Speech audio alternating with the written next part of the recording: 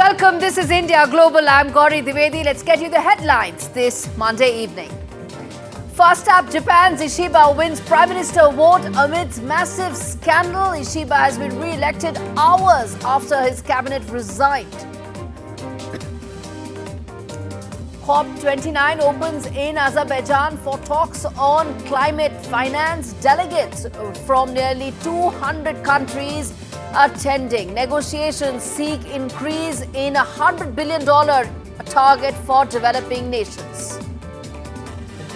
Brampton Hindu temple attack organizer has been arrested. Indrajit Gosal charged with assault with a weapon. Kremlin denies reports of talks with the president-elect Donald Trump. Russia says the reports of Donald Trump and Vladimir Putin speaking are just pure fiction, and says that Putin has no concrete plans yet to speak to US President-elect Donald Trump.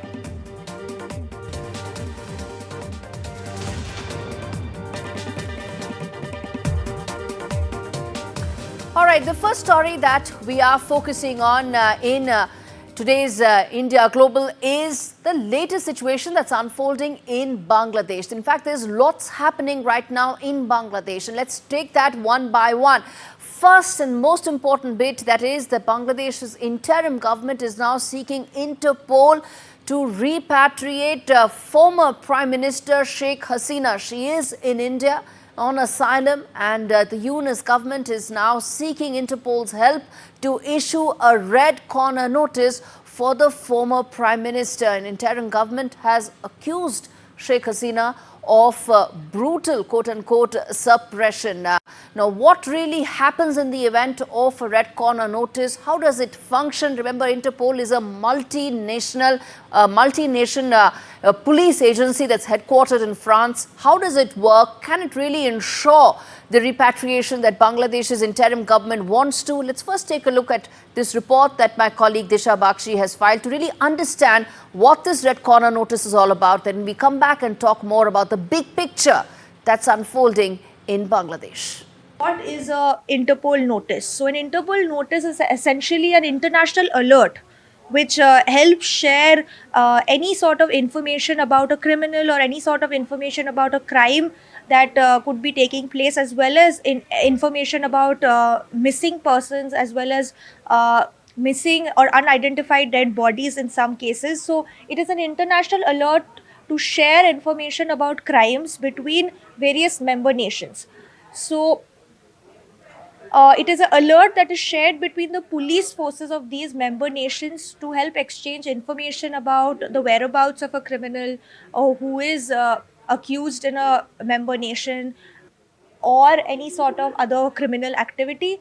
Now, these Interpol notices are color-coded. As I mentioned, the Yunus government is attempting to issue a red notice, which is for wanted persons and persons who are facing trial in a particular member nation. Now, some other color-coded notices are the blue notice, which basically seeks additional information about the whereabouts of a certain wanted person, whether it comes to their location, and any other such details that could be crucial in order to apprehend them. Now, the Interpol's green notice is for warnings and intelligence. So it is to share intelligence on any sort of warning between member nations of a possible attack or a possible criminal hiding in a particular member nation. Now, in terms of yellow notice, it is for missing persons. So in case, and this notice is used for minor individuals, if they are, say, missing in a particular country, this notice is used to share information in case any information about the missing person has been found, or the person itself has been found in, say, another member nation. So these are some of the color-coded notices that help the the police forces of these different member nations exchange information in an efficient. Okay, so that is really to understand what the Interpol can possibly do. There are several notices that it can issue. Now, Sheikh Hasina, with regard to Sheikh Hasina, Mohammed Yunus's government is now seeking a red corner notice. And after that, it wants extradition or repatriation actually of Sheikh Hasina back, because it feels that the brutal suppression that happened under her regime needs to now be accounted for. And along with that, there are parallel other latest developments that are taking place in Bangladesh. I'm going to quickly now open this up with the guests who are joining me on the show, Salim Samad as well as Raza Karim, to really understand the latest that's unfolding in Bangladesh. In fact, Raza Karim, let me start with you. Two things have happened. One is the fact that a red corner notice is being sought. It hasn't been issued. It's being sought from Interpol. Parallelly, there are now, there's a clamor that's growing within the Awami League, which wants now and is knocking on the doors of the ICC, because it feels that Mohammed Yunus's government is also undertaking genocide. They've actually used the word genocide, quote unquote. So months after the turmoil that engulfed Bangladesh, it seems that normalcy is still some time away. Instead of bridging these divides, unfortunately, it seems that those factions are only growing. You are right. Thank you. Actually, in this aspect, both the issue is logical. If you talk about the one you said about the Bangladesh, the filing case against chief advisor, that has some causes, and also again the red notice by Interpol, that has also good causes, because in Bangladesh currently against ex-Prime Minister Sheikh Hasina, there are a lot of cases filed against her, and all those cases were related with against the humanity, against her killing the students en masse, and her orders to the law enforcement agencies to kill the students and kill the common people. So this was aggressive act from ex-Prime Minister Sheikh Hasina. And again, about the filing case against a chief advisor, that has also caused is that after 5th August to 8th August, the one they have mentioned in their case under Article 15 Rome Statute, under that clause, they have filed a case under Major ICC. Raza, Major Raza, I'll let you finish your point. Just one thing I want to say. In fact, let's quickly tell our viewers the big questions that we are in fact asking with regard to why what is happening in Bangladesh warrants the discussion. What is really unfolding there? There are two things parallelly happening. There are two agencies that are being knocked on by two different sets of political parties. One reaching out to Interpol, the second reaching out to the ICC, both demanding action against the other political outfit. Finish your point now, Major Raza, and then I get in Salim Samad. Thank you. So you are right. So from the ICC, if the ICC accept the case from Awami League, then ICC also take it into consideration that what happened before 5th August. Because before 5th August, there are a lot of mass killing. So if you call it, if you term it as genocide after 5th August, then what happened before 5th August, that must be taken into consideration. That is also part of genocide. Fair enough. So, let me now get in Salim Samad on this. Salim Samad, now the question is very, very clear, which is that as these parallel agencies are being brought into the picture, as parallel probes are being sought, one by the Awami League, second by the political opponents of Awami League, which are now in power right now, what happens to Bangladesh? What happens to the whole aspiration of walking towards normalcy? How far away is now Bangladesh from that goal? Thank you for having me. First of all, you are possibly concerned about the two agencies. ICC is definitely a different entity where the Awami League leaders who have filed case against Professor Yunus. Unfortunately, Professor Yunus was not in power. She was out of the country. He has not taken oath on Dr. Yunus, in fact, took oath on the 8th, and their allegation is against Bangladesh or the leaders of Bangladesh or the management of the administration of Bangladesh from 5th to 8th, where there was no government at all.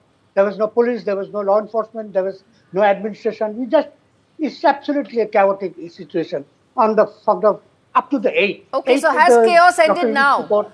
I This is take one. your point that Mohammed Yunus, Professor Yunus was not in government then.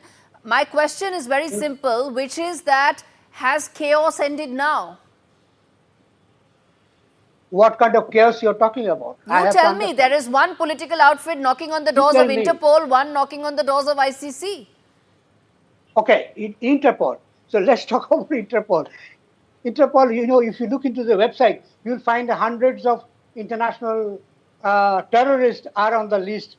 Interpol hadn't done much about getting those terrorists or the most wanted people. It was very hardly they have found somebody to take them to the court. So this is one issue. If you look into whatever the terrorists there, if you're talking about Al Qaeda, if you're talking about ISIS, they have done nothing. So I am not very hopeful about the Interpol. Interpol is much. Yes, you can definitely point your fingers and say yes, there is has been included in the red notice Okay. of the most wanted. That's it. Major And Raza, let I me tell have you two one thing. questions. Okay, two questions I'm going to Yes, I'm yes. going to ask to both of you. First is the fact that there seems to be a certain shift in the position of Bangladesh, which had earlier said that they will not be seeking a repatriation of Sheikh Hasina. They would not be seeking her extradition. And now there is the Law Minister of Bangladesh making it very clear that they want extradition, and they are, of course, knocking on the doors of Interpol. The question is, what has changed? Actually, basically, you need to understand that where the current government is focusing. Current government is mostly focusing for the interest of the nation, and accordingly, Dr. Mohammed Yunus and his advisors, they are seriously working to build the nation, build the country, because the previously before 5th August, there are a lot of turmoils went through. So all on a sudden, you cannot repair everything. But again, after 5th August, for certain period, there was no government, actually no authoritarian. So after 8th August, the new advisor, chief advisor and his team No, my formed the question was, government what and has they changed? started I was working. not asking you for I'm chronology, coming to sir. the I point. I'm coming understand to your that. point. I'm coming to your point. So the change is that actually the moment the government is trying to bring certain positive changes, right at that moment, the Awami League and the other associated agencies, they are not cooperating. Especially see that Okay. our law enforcing agency that is not still repaired.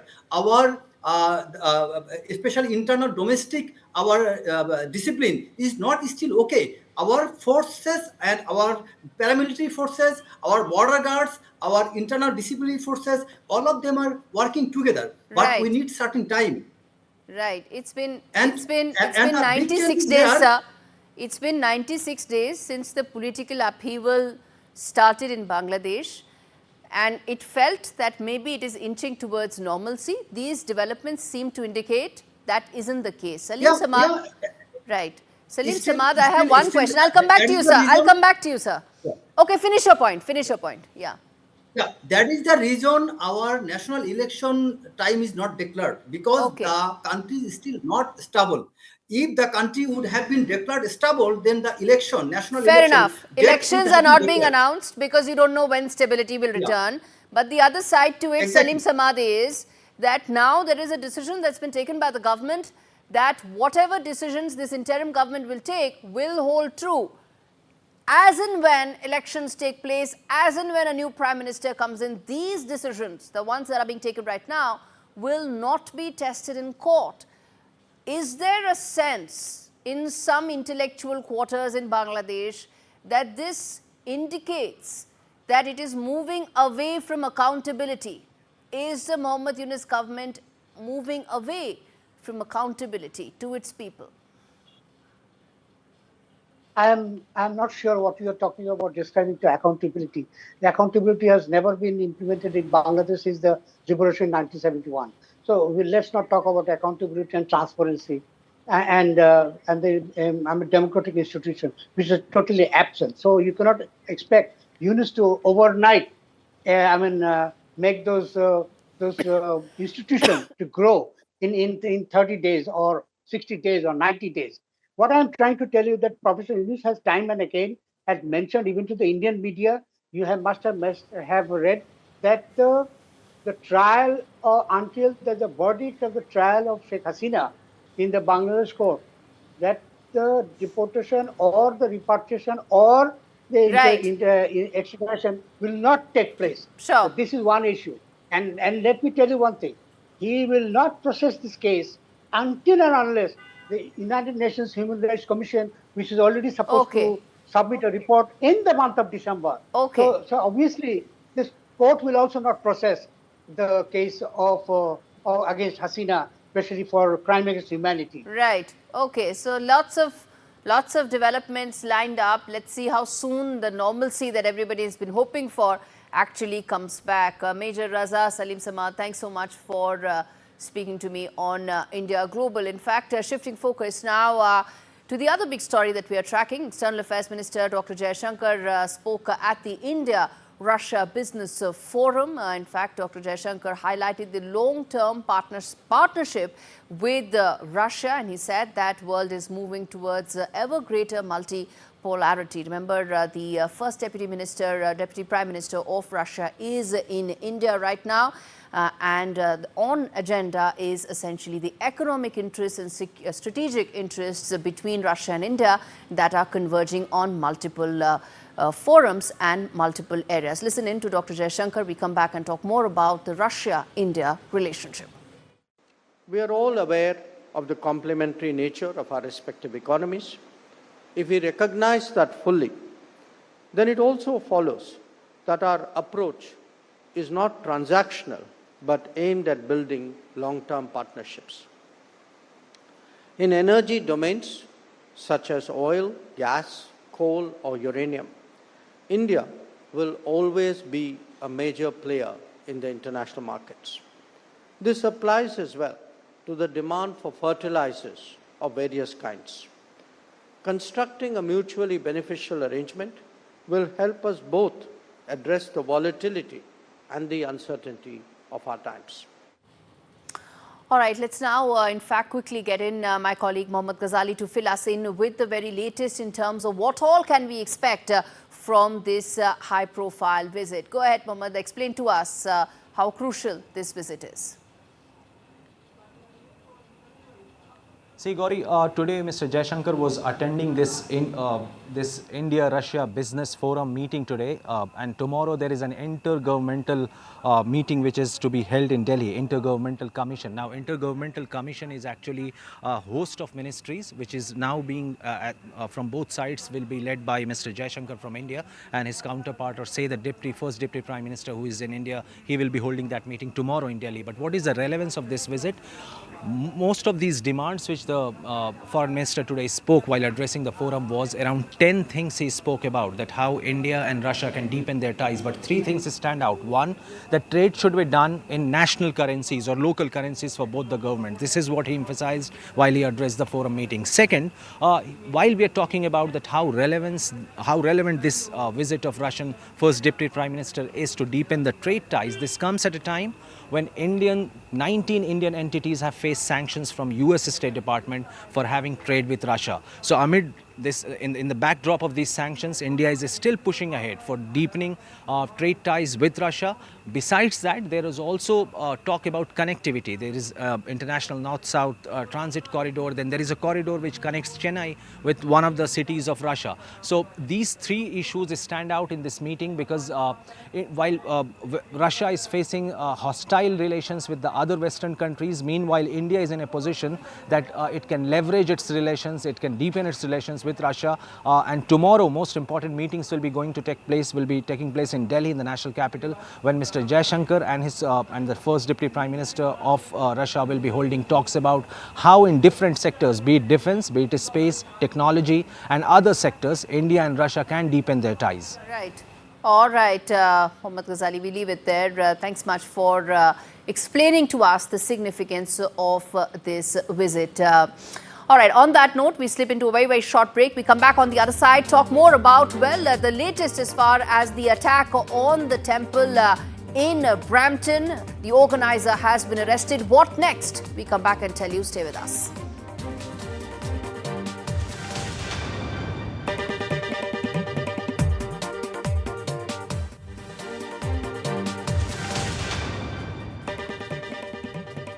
Welcome back. This is India Global, and the big story that we are now focusing on is the latest as far as the Canada incident where the Brampton Hindu temple was attacked. And now latest update coming in is that the organizer of that attack has now been arrested. The Sikh for Justice coordinator Inderjit Gosal was charged with assault with a weapon. And remember, Sikhs for Justice is a banned terror outfit in India. Panun's aide has been arrested amidst the violent attack that took place on the temple in Brampton. Pro-Khalistani protest took place outside at the Hindu Sabha Mandir, and that led to that very violent attack that took place. Inderjit Gosal was considered and is considered Panun's lieutenant. In fact, an official word coming in from Sikhs for Justice, as I said, an organization that's banned in India and treated as a terror organization. It has said that Gosal was targeted by pro-Khalistan elements.